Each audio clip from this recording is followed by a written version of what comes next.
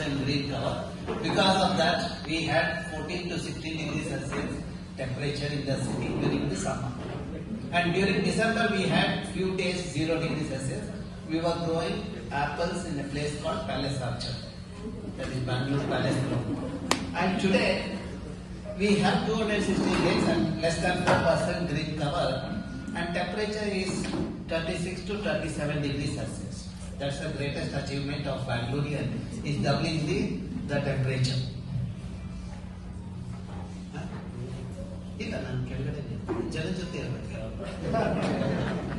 Okay. So now, when you look at the undulating terrain, you will see the highest point. You know, that highest point is 940 meter. That's where my campus is there. I am from Indian Institute of Science. We are number 1 in the country. Globally, we are among the top 100 institutions. And that is because of the work we do for the country and for the globe. But unfortunately, the state government is not willing to take our suggestions. Very irresponsible attitude.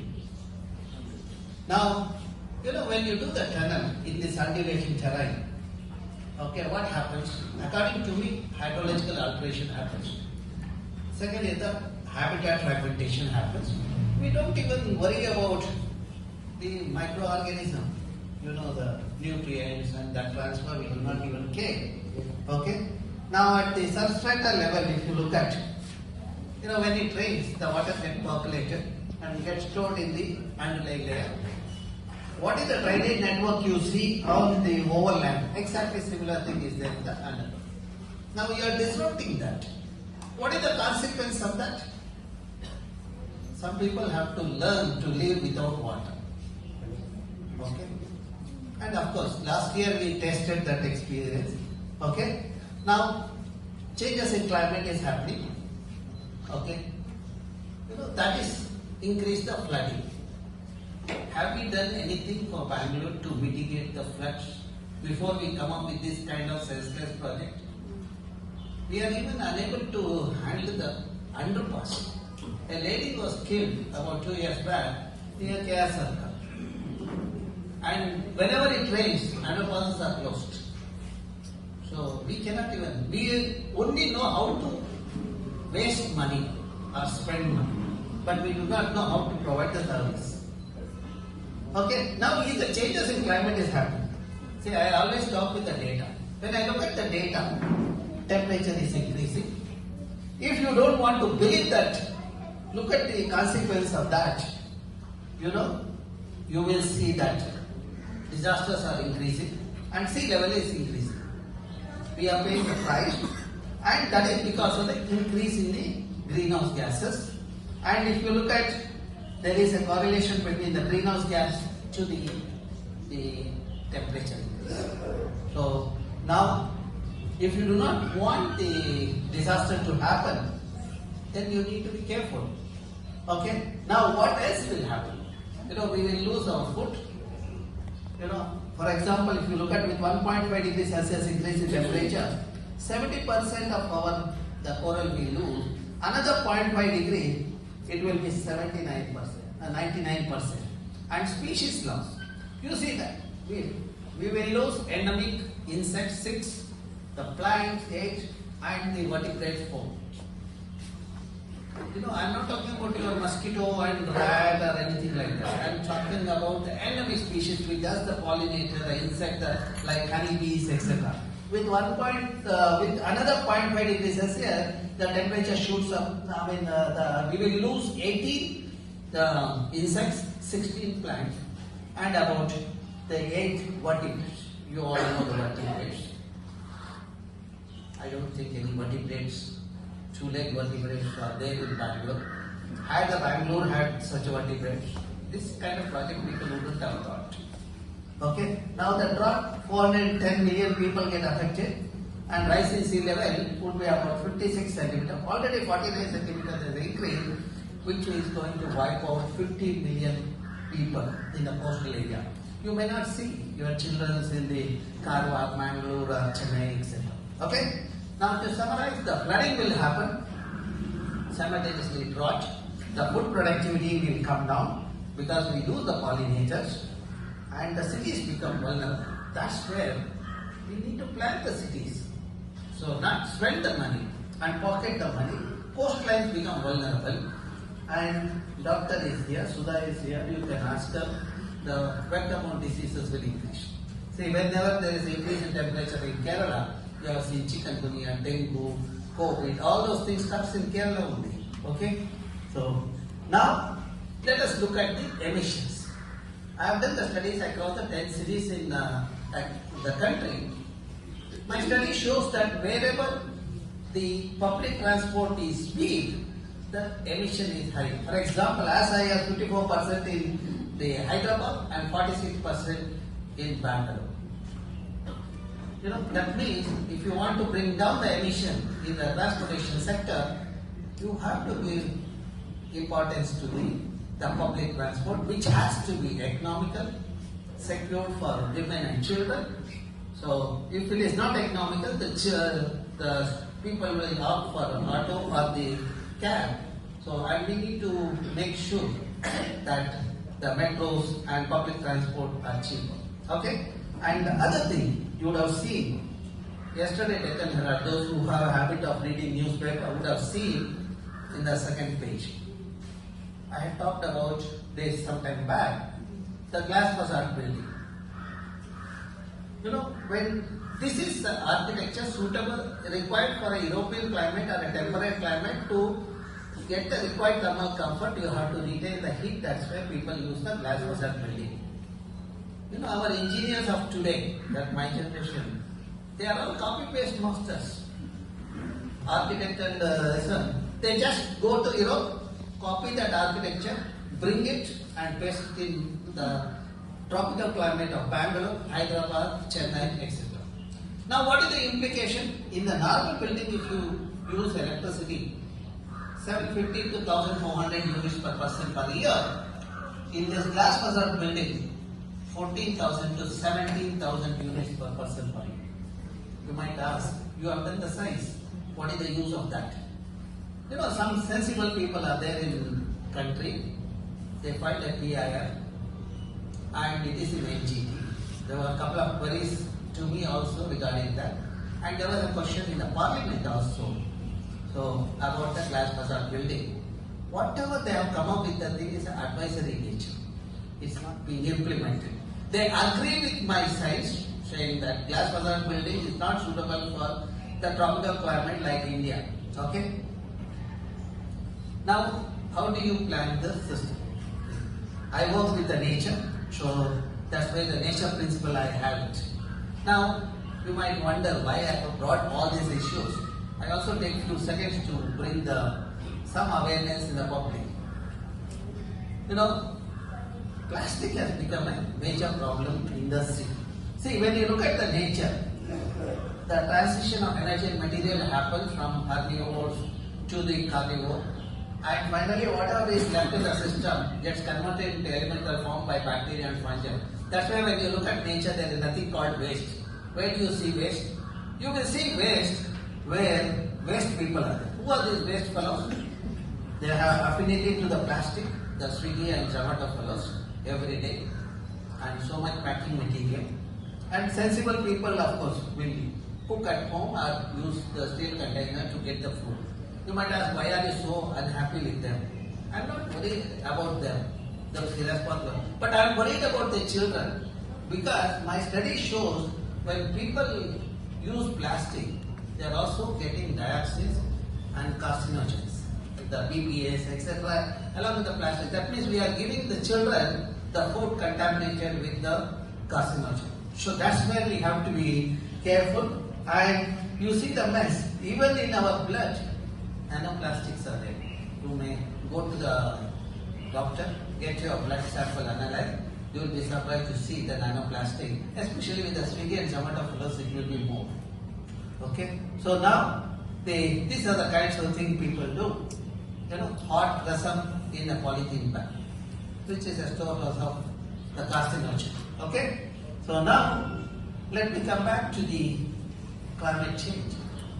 There is a climate change, and which will have the flooding episode. Now if you look at Bangalore, every year from 2001, I see these photographs. Whenever it rains, in May, June, invariably I see the places are getting flooded. And at the same time there is a drought situation also. There is a water scarcity. Did we address this problem? From the last 10-12 years it's happening. We have not looked at it. Rather than looking at the thing which is required, we are getting into more and more complex problems. Okay? So now, if you look at the flooding happens because I said lakes are interconnected. If you remove the interconnectivity, those are the pockets where the vulnerability happens, where people have followed the lake, where they are sitting on the train. Whether you go, you will see a politician sitting on the train and also a film actor sitting on the train. Of course, now he is sitting in the jail. That's a different issue. So finally, they have to pay. That's what happens. Okay.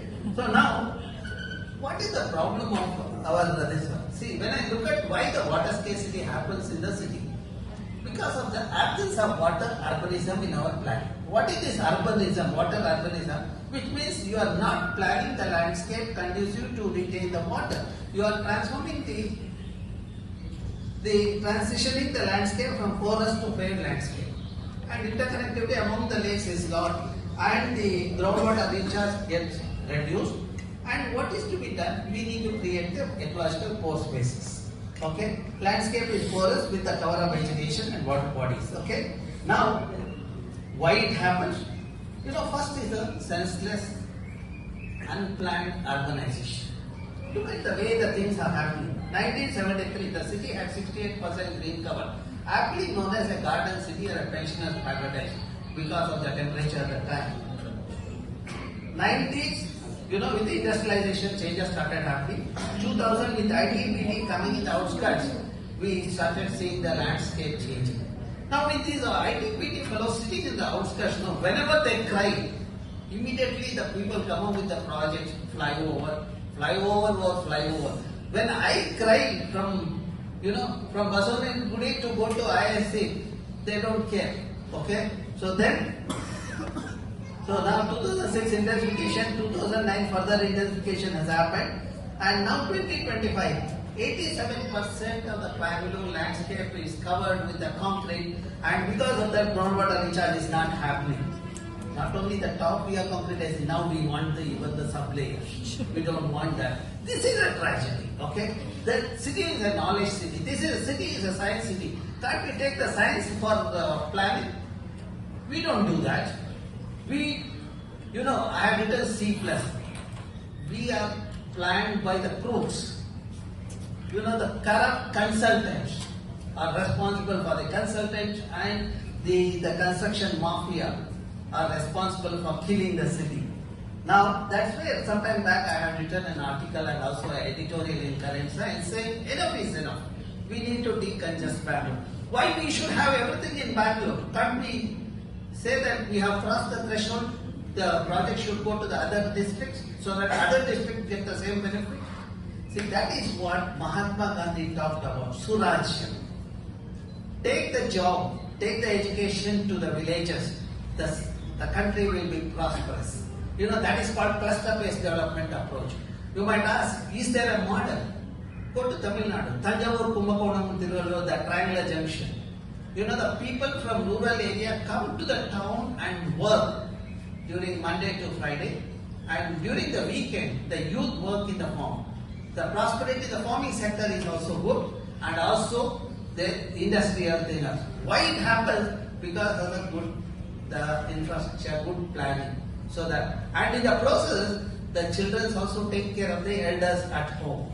Whereas what we do in Bangalore, our youth from the northern Karnataka, we want them to be in slums in Bangalore. Okay, and there's no one to take care of the farm, nor the elders at home. That is the tragedy. That is all happening here. Okay, so now how much concretization has happened? You see, from 8% to 87% in my lifetime. Okay, from 70s to today, if you look at it has happened. So there's a limit. When I look at it, we have crossed the limit. When I look at number of trees in Bangalore, for every 7% there is one tree. You might ask, how many trees we require? First question I asked him is, do we require trees? Many people don't know that. They don't know that they are breathing. And especially people sitting in that stone building. Sometimes I go and give a talk to them. One of the ministers told me, when the steel flyover controversy was happening, he said that trees are all required for people like you, not for us. And I told the gentleman in one of the public forum who was sitting next to me, the trees are required for you as well as me, because both of us are breathing. When we breathe out, we go out a carbon dioxide to an extent of 540 to 980 grams per person per day, and 1 hectare tree takes away the carbon to an extent of 6 to 9 tons. By that ratio, for every person there should have been 7 to 8 trees. But what we have in Bangalore is 7 person 1 tree. And that gentleman was very keen on steel flyover. Why? Because all his building projects are in the Hepburn circle. He had assured those people that he will give a good connectivity so that they don't have to worry about coming to the city. And the same guy is now behind there is one along with the another man who is also equally bad. Okay, as far as the Bangalore is concerned. Okay, now number of lakes in Bangalore. If you look at in 1973, we had 756 lakes. Today we have 216 lakes. That means over a period of last 5 decades, Bangaloreans have swallowed 540 lakes. 79% reduction in lakes has happened. Okay, now there is an oxygen deficiency in the city. I have already shown that through the trees and water scarcity. Last year, we faced a severe water crisis because of the groundwater was not there. Now, groundwater, if you want, then you need to plan the city. Now, according to me, the city, the carrying capacity has surpassed. In terms of the supporting capacity or assimilating capacity, all my research, I have illustrated that we have crossed the supporting capacity. When there is no supporting capacity, we cannot have all this kind of illogical project and kill the Bangalore further. And assimilating capacity, the pollution levels are increasing, water is contaminated, food is contaminated in Bangalore. So how will the next generation will survive in Bangalore? That's a miracle. So that's where we have to tell the government. Why can't the government come with a white paper on all the projects what they have implemented and this one, and which is not successful? Why can't they make the people responsible, including consultant, accountable? See, there was some time back when I entered the hall, Mr. Ravi asked me about Ethinhale project. I had raised a serious concern about Ethinhale project. The government had said 24 TMC of water will be given to Chikballapur and Kola. I have no problem in giving the water. But when I looked at the water that is available in Ethinhale basin, it was only 9.85 TMC. Out of 9.85 TMC, 7 TMC is required by the local people for their agriculture, horticulture and fishing, etc. Another 2 TMC is required for the ecological aspect. That means we are left with only 0.85 TMC. To transfer 0.85 TMC, government wanted to spend 13,000 crore. I asked, where is 24 TMC? Can you imagine how my life was at that time when I questioned 24, where is 24 TMC? They started searching for me to find out whether they can eliminate me. Okay? But fortunately it didn't happen because I work at IISC, I am insulated from all these books. So that is what is the thing. Now the same Ethinhale project, after 12 years, the budget has gone up to 24,000 crore. How much water they have transferred? Is there any citizen in this country who has questioned this? See, we don't do that. That is what is our problem is. We are too passive. Why can't we get into this and start questioning? At least when experts start speaking, why can't they take it forward? Okay? So then I thought that whatever the science I have done should reach the destination. We developed the Bangalore Urban Information System. This decision support system is available online for the public as well for the advocacy and the decision making. Okay. Similarly, we have Bangalore Lake Information System also, which gives the details of all lakes in Bangalore, lake-wise, water quality, what kind of fish is there, etc. Okay. Now let's look at lakes and groundwater. See, when the lakes were there, people were getting water at the 80 to 100 feet. When the lake was removed in 5 years, it went down to 600 feet. Today, after 24 years, we have gone down to 1900 feet, there is no water. But we are searching for water in the moon. You know, if you tell there is water in the moon, our tunnel fellows know, they will also put one tunnel to the moon also. Because that will require a bigger money than these tunnels also. So they can pocket a big amount of money. So now, you might ask, what is the proof that there is a link between the lake and the groundwater? See, Sarki Lake was rejuvenated about 4 years back. I was a member of the committee. Within a year of rejuvenation, groundwater table improved from 920 feet to 610 feet. That means 310 feet increase in the ground table happened. And last year, when entire Bengaluru was facing water crisis, there was enough water in Sarki Lake and surrounding borewells. And because of high moisture content, there was the temperature at least 2 degrees lower. And the city was facing heat wave, but not in Sarki Lake. That is the model to be replicated in the city. Now the temperature in the city, what was 21 degrees became in 90s became 24 degrees in 2000 or 28 degrees in 2010. Today about 36 to 39 degrees. And if you move from the city center, okay,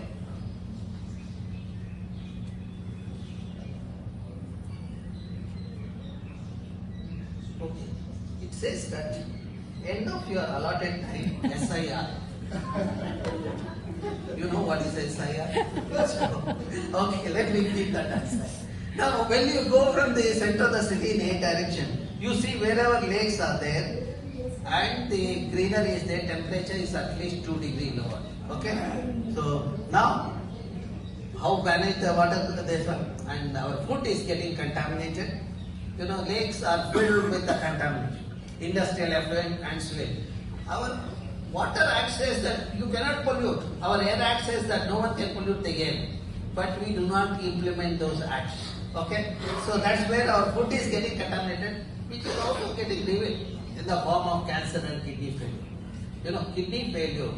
When I looked at the heavy metal content in this food, including green leaves and fish, we have heavy metal. That is crippling the health of the people. Kidney failure, which was 1 in 1 lakh about 12 years back, today is 1 in 5,000.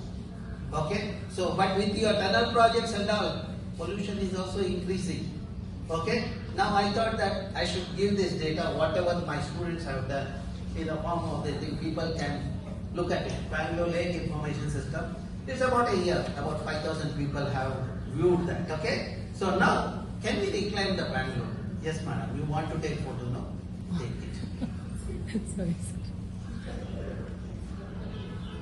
Even otherwise, you give, please, Bangalore Lake Information System.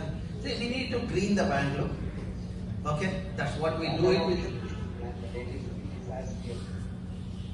And water sustainability can happen with the lakes because we get 15 TMC from the rains at 700 to 850 millimeter. Bangalore requires 18 TMC. That means 70% of the water required for Bangalore is from the rainwater. We need to have that water in the lakes so that surrounding groundwater get recharged in addition to rooftop harvesting. And you can use the nature-based solution to treat the wastewater of 18 TMC. You have 16 TMC. That means we'll have a sustainable solution. Okay? Now that is what we did in Chitpur, and now these lakes are being rejuvenated. You see that when you rejuvenate the lake, desilting is one thing. When I was a member of the committee, I gave that silt to the farmers in Vattur. You see, they got a bumper crop.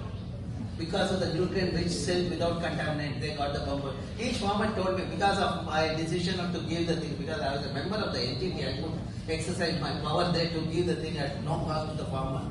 And we did that, and you know, they grow thrice a year. So that means 1,50,000 into 3 is per acre is the profit. And 400 acres farmers we have given. And of course, we communicate to the people. That's where I come here to communicate to the wider section of the society.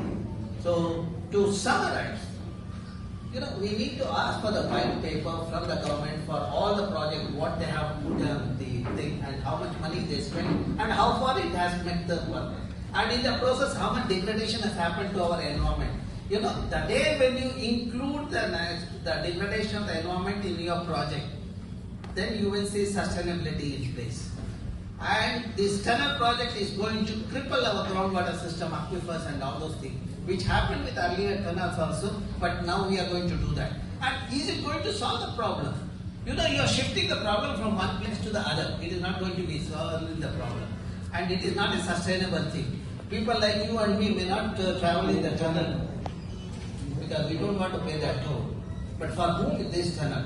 Is the city is only for the elites and the planned by the corrupt consultants and corrupt bureaucracy, corrupt politicians? That's where the C plus comes. So with this I might end my talk. I hope you will raise your voice and make the system to shake. So already it is shaking. Now is the right time to shake it further so that you will have the success. The voice of a scientist may not reach the destination so easily. At least the citizens' voice will reach. You should make all the sleeping citizens to wake up and make them to understand and throw all these corrupt consultants out.